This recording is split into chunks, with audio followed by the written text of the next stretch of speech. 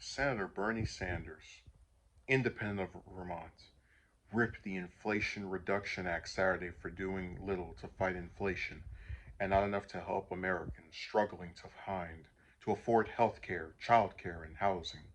According to the Congressional Budget Office and other economic organizations that have studied the bill, it will have a minimal impact on inflation. Sanders declared on the Senate floor to open debate on a 755-page bill.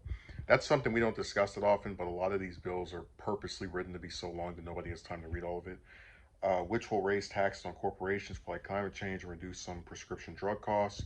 The line of criticism echoed what Senate Republicans have said for days in pointing to a Penn Wharton analysis concluding the bill will have a negligible impact on inflation. Sanders argued the Democratic bill falls short of what is needed when Americans are growing increasingly disillusioned with government and a tiny fraction of wealthy individuals and families on a hugely disproportionate share of the nation's wealth.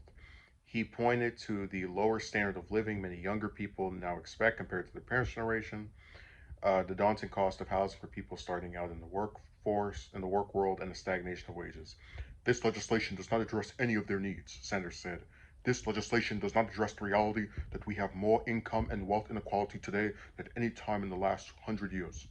He complained the bill doesn't address the fact that CEOs of major corporations make 360 times as much as their workers or do more to improve a healthcare system. The bill does nothing to address the systemic dysfunctionality of the American healthcare system, he charged. He also noted the bill, as currently written, does nothing to address the nation's rate of childhood poverty. A pointed reference to Senator Joe Manchin's opposition to include an extension of the expanded child tax credit, which expired at the end of last year in the bill. He said the bill also fails to address the nation's affordable housing crisis. So basically, this bill just sucks. I'm not going to read the whole thing because I mean, you get it. So, isn't it sad that people vote for Democrats? They get them elected.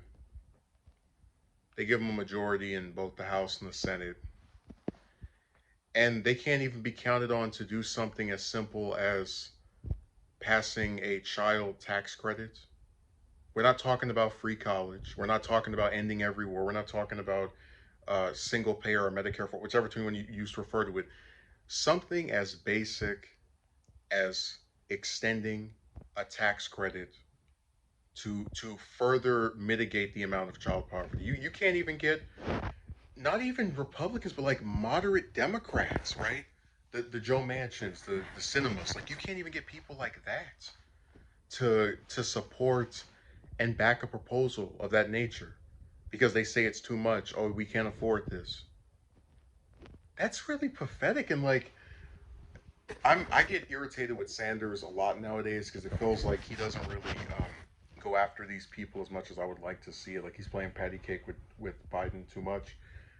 But I I feel like there's still a purpose for him to be there as far as just as a senator, because I do think he can explain this stuff in ways that other senators won't.